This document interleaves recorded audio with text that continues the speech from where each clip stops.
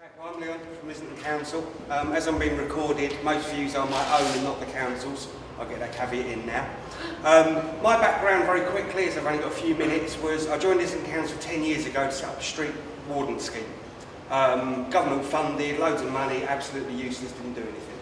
But I started noticing graffiti everywhere. So I started working with a contractor, started to clean it up, got more and more interested in it, eventually set up our own in-house teams, which have been running for just over 6.5 years now.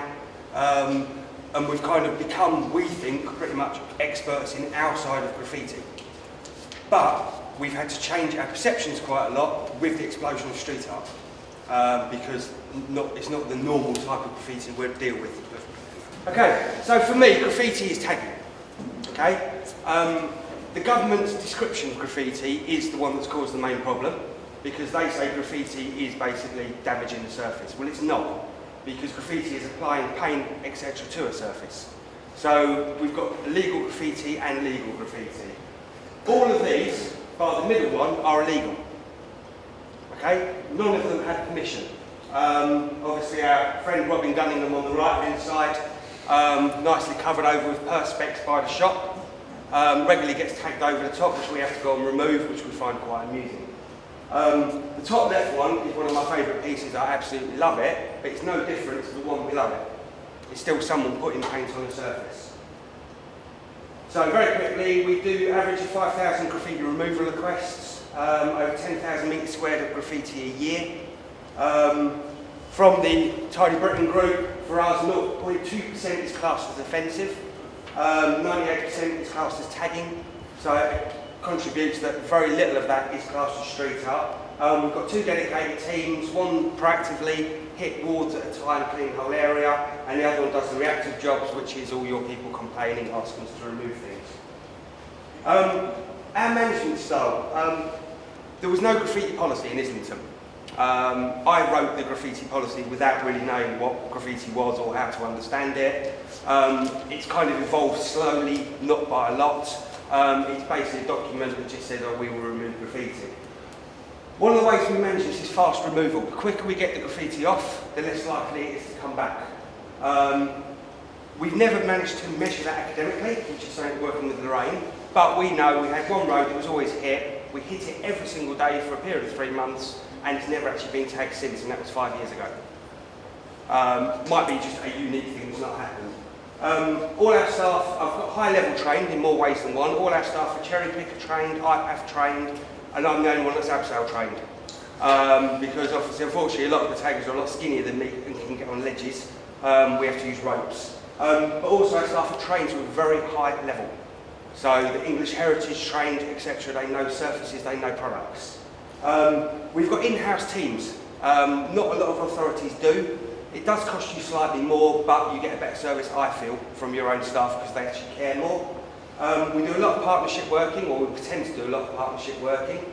We work very closely with BTP, providing them all our evidence. They get very little back. Apologies for those here. Other local authorities, Hazel, we do quite a bit, but it's very limited. Yeah, we don't even talk to our own council about other divisions, so local authorities talking to themselves doesn't work. We do targeted enforcement, so we know we don't particularly have hotspot areas in Islington, but we have an idea. Things like Parkland Walk, we cannot manage the graffiti there, so a few years ago we set up a hide down there and we sat in it and we watched people tagging and worked out what their tags was and who they were. And then when they did stuff on the street where we could manage it, we arrested them for it. So, you know, we're using sort of their practice grounds against them. We have very defined policies and strategies, which is very simply offensive graffiti gets removed within 24 hours, non-offensive within 5 days. That's kind of our only policy. So how we measure our impact is very much by the number of reports we get for graffiti. So our priority is to try and remove the graffiti before it's reported. We run a scheme called Islington Ice, which is a nosy neighbours scheme, people with nothing better to do, who want to go around reporting things to us. We know where these people live, where they work, what routes they take, where they report.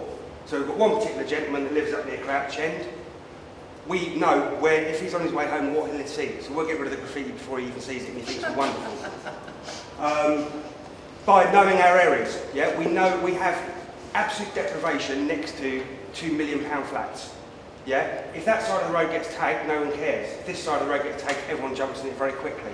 So we know our areas where we need to hit, so we get less complaints coming in. And again, the perception looks like we're doing a good job. Stopping the offenders and stopping the offending. Very, very important to us. We do have some quite significant arrests. We never, ever publicise it. We need to know anyone knows Sub, one of the part of the DDS crew, was one of the biggest takers in the country. We made the mistake of publicising his arrest, and it cost us thousands in damage for 6 months because all the forums were saying go hit Islington and get revenge, and we got destroyed. So now we don't even publicise it. And we do a lot of target hardening where we can. Not a fan of anti-graffiti coatings because you've still got to go and remove the graffiti. You may just paint the wall, does the same sort of thing. But you can grow certain plants up that are very prickly and very painful for them. We've done things like moving bus stops because we had a particular wall where they climbed up the bus stop to get on the wall. So we moved the bus stop. It stopped the problem. Customer satisfaction. That is my #1 KPI. Yeah? Are our residents satisfied with the service we provide? Well, yes, because we don't get a massive amount reported to us. So it looks like we're doing our job. If you look down at the data a lot deeper, it's the same people reporting. So we've probably got about 15 key people who regularly report graffiti to us. So if you look across the whole borough, it's not a massive amount. But it looks good that we've only got 15 complaints this month. We saved 15 people. So our future, reduction in services. All local authorities are aware of this. We lost 8 staff last year. My biggest loss was my night team because we have all red routes through the borough. So I had a night team dedicated to red routes. Now we just get loads of tickets from TFL. We also have to cover more things. So we've got drug action response team, clinical waste team. So we have to provide all these services in amongst doing a graffiti removal service. So staff all have to cross over and do lots of different roles. More responsibility. We've taken over graffiti removal in parks now, simply because we were losing loads of evidence because the parks people were removing it very badly, making a right mess, and we weren't getting the actual data of the evidence. So we said, look, let us do it because it isn't a massive amount. It doesn't take us too much time, but we get a lot more evidence from it. Differing opinions. My head of service made a policy decision: Islington does not remove street art unless it's offensive or whoever's wall it is requests it. Totally against my policy because graffiti is graffiti. If you don't have permission, it should be removed. We've hit the press a number of times for removing Mr. Gunningham's, Banks's work, even though it wasn't his and etc. And you know, it's a bit of an issue for us because we did one of the graffiti dialogue events with Six was there, and he made an interesting point that unless you let them tag, how are they ever going to get any better? Which, not something I necessarily agree with, but you can kind of see where he's going with that. And it's public attitude. Bottom left is Meeting of Styles event. Very, very nice young lady, really, really good. The one on the right, the same.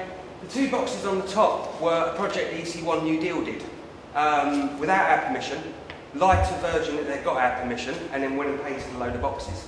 Totally against our policy, because I have a thing that every box in Islington, whoever owns it, is black, because we had a load of black paint. It was the easiest way to deal with it. So they went and did these boxes. I went absolutely ballistic. And that was 3 years ago. And it was meant to be lasting for a year. And each year, Neil Walsh from Virgin rings me and goes, oh, are you going to paint them boxes now? I'm like, no. They haven't been touched in 3 years. I think we had a couple of tiny tags on there. They haven't been touched. No anti-graffiti coating on them, nothing. It worked. Do I want it across the whole borough? No. In EC1 area, Whitecross Market, etc., it works because it's that type of area. In Archway, it wouldn't work at all, they'd be smashed in a second. So it's very much looking at your individual areas as to where stuff will work.